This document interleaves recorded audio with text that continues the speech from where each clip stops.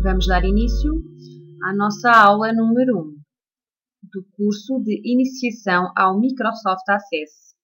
Nesta aula, vamos fazer uma breve introdução e conceitos teóricos sobre o que é um sistema de gestão de base de dados e o seu funcionamento. Para darmos início ao sistema de gestão de base de dados, temos que saber o que é uma base de dados. Uma base de dados é uma estrutura que permite armazenar informação sob a forma de um ou vários ficheiros de dados. Esta informação deverá estar relacionada entre si. E o planeamento de uma base de dados permite que o armazenamento de dados seja feito de forma eficiente.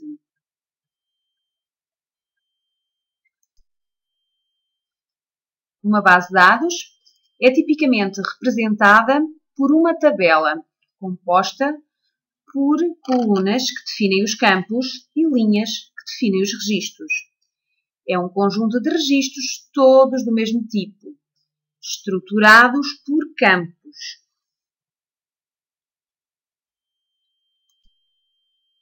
Temos como exemplo um ficheiro de dados de uma base de dados. Temos, como referimos anteriormente, os campos que correspondem às colunas, por exemplo, código, descrição, preço, unidade, IVA, desconto, última data de compra e stock, que são as também chamadas variáveis noutras linguagens de programação. Mas aqui chamam-se campos. E os registros, que são a informação que introduzimos dos vários dados relativamente aos campos. Okay? O sistema de gestão de base de dados é um programa ou conjunto de programas que possibilitam a criação e manipulação de base de dados. Ou seja, ao criarmos um sistema de gestão de base de dados, podemos inserir informação, eliminá-la, alterá-la e consultá-la através de filtros, de formulários, de relatórios, mas isso vamos falar mais tarde. E os dados no sistema de gestão de base de dados são independentes dos programas que os manipulam, ok? Ok? A redundância é a repetição desnecessária da informação em vários locais, ok? Depois temos um problema frequente quando elaboramos uma base de dados, que é como representar numa situação do mundo real através de conceitos teóricos. Uma base de dados bem estruturada é um bom ponto de partida para uma base de dados bem criada e bem elaborada. Exemplo, como representar um fornecedor, por exemplo, um fornecedor XPTO, um produto, por exemplo, um computador, uma encomenda, ou seja, um computador é encomendado a um fornecedor XPTO. Okay? Temos que pensar, teoricamente, como é que vai ser feita a relação entre um fornecedor e um produto, okay? Através da encomenda, que se chama relacionamento.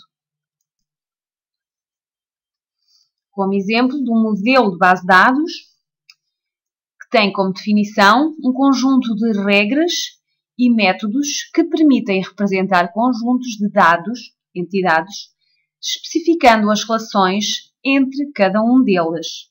Ou seja, como vimos no exemplo anterior, temos um fornecedor XPTO, que tem um nome, tem uma morada, tem um telefone. Temos um produto, que era um computador, que tem um tipo de hardware e de software, tem um preço unitário. Depois, a relação entre eles, que era a encomenda. E a encomenda também tem campos. Temos como exemplo o nome do fornecedor, o produto, a data da encomenda, a quantidade e o recebimento. Ok? Ou seja, na relação encomendas entre fornecedores e produtos, temos o nome do fornecedor e o produto, que mais tarde já vamos analisar o que é que quer dizer esta repetição. Depois, o modelo de entidade e relacionamento, também conhecido como ER, representa a realidade através dos seguintes conceitos. A entidade, exemplo, entidade aluno e disciplina, e os relacionamentos, que faz a ligação entre várias entidades, por exemplo, a relação entre o aluno e as disciplinas.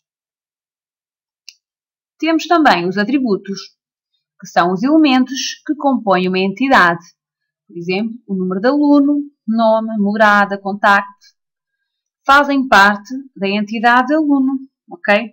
Temos a entidade aluno, a entidade disciplina e o relacionamento, que se chama relacionamento de nota. Neste caso, temos a tabela alunos, a tabela disciplinas e a tabela notas. Para evitarmos redundância entre estas três tabelas, temos que criar uma nova tabela, ok? Ainda dentro do modelo de entidade e relacionamento, necessitamos de saber algumas definições, entre as quais a definição de entidade. Uma entidade é a abstração feita para a descrição de um grupo de objetos ou conceitos, segundo determinadas características comuns a esse grupo.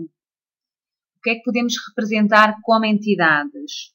As pessoas, podemos representar a entidade alunos, a entidade professores, a entidade empregados. Também podemos representar organizações, como por exemplo uma escola, uma empresa, um cinema. Objetos, por exemplo livros, carros, etc. Vamos analisar o exemplo das entidades representadas numa empresa.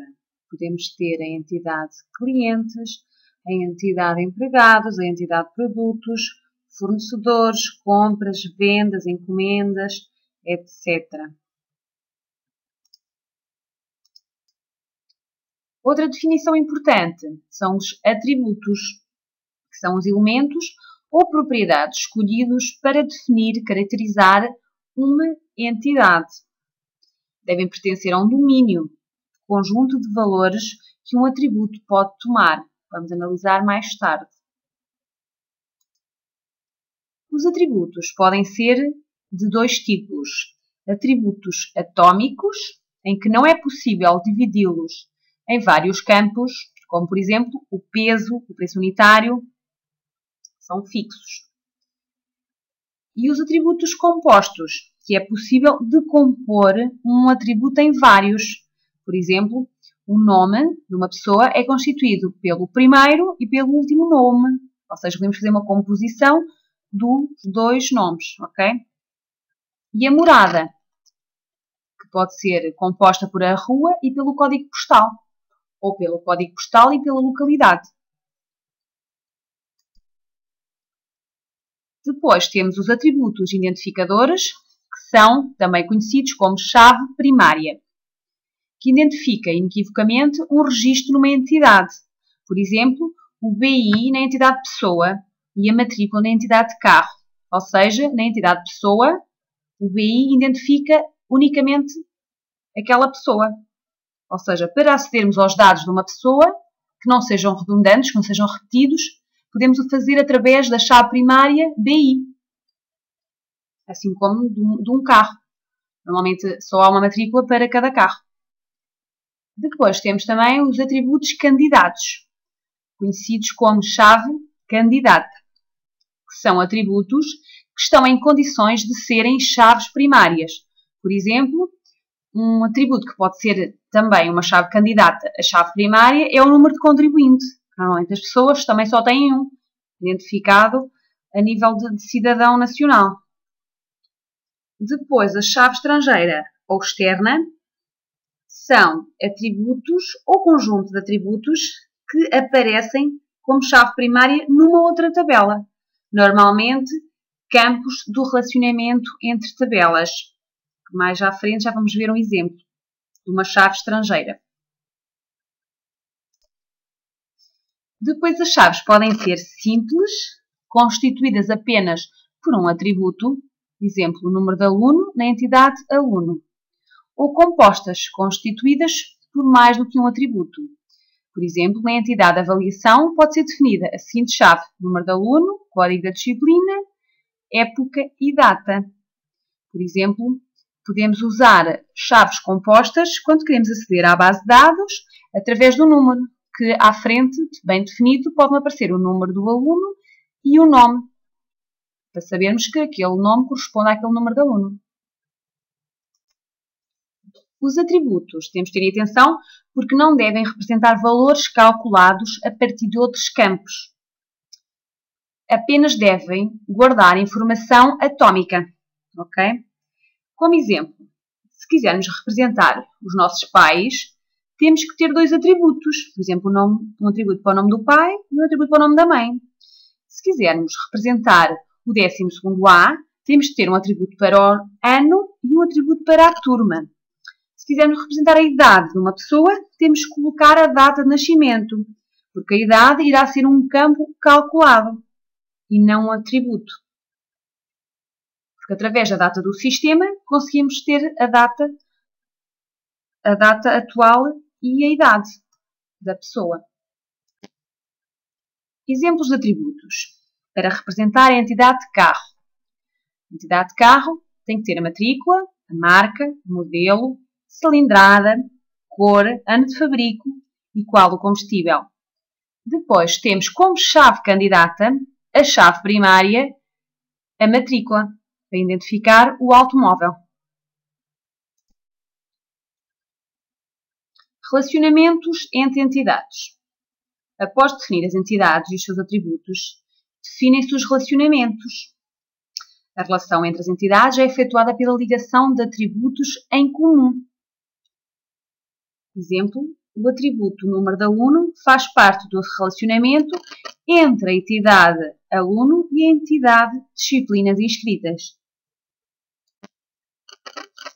Agora temos a representação da nomenclatura de uma entidade. Temos que definir o nome da entidade. Entre parênteses, colocamos os vários atributos, o atributo 1, o atributo 2, o atributo 3, até ao atributo N. Os atributos a sublinhado indicam qual a chave primária que correspondem. Podemos ter mais do que uma chave primária dentro de uma entidade. Relativamente a um exemplo mais prático, temos a tabela aluno, em que tem como chave primária o número do aluno. Notem que está sublinhado, para fazer referência de que é uma chave primária. Tem o atributo nome, o atributo data de nascimento, etc. Pronto, é assim que funciona a nomenclatura da representação da entidade e um exemplo concreto da tabela aluno. De notar que a tabela é identificada com a letra T maiúscula, underscore e o nome da tabela. É assim que se representa depois na prática. Proponho a elaboração deste exercício em que se pretende registar a informação dos veículos pertencentes a cada indivíduo. Inicialmente vamos efetuar o diagrama de entidade e relacionamento, DER, com as principais tabelas e o relacionamento entre elas. As tabelas a utilizar são a tabela dono e a tabela veículo. E com a entidade de relacionamento, a entidade pertencer, ou seja, um veículo pertence a um dono. Depois temos que identificar os atributos de cada entidade. A entidade de tabela donos tem como atributos o número contribuinte, que é a chave primária da nossa tabela, o nome, morada, contacto, BI e data de nascimento. A entidade de tabela veículos tem como atributos a matrícula, a marca, o modelo, o número de chassi, cor, número de portas, ano de matrícula, mês de matrícula, combustível. A matrícula é considerada a chave primária. Como podem observar, está sublinhado. Estas foram as referências utilizadas para elaborar a aula número 1. Caso tenham dúvidas, estou ao dispor através do e-mail. Muito obrigada.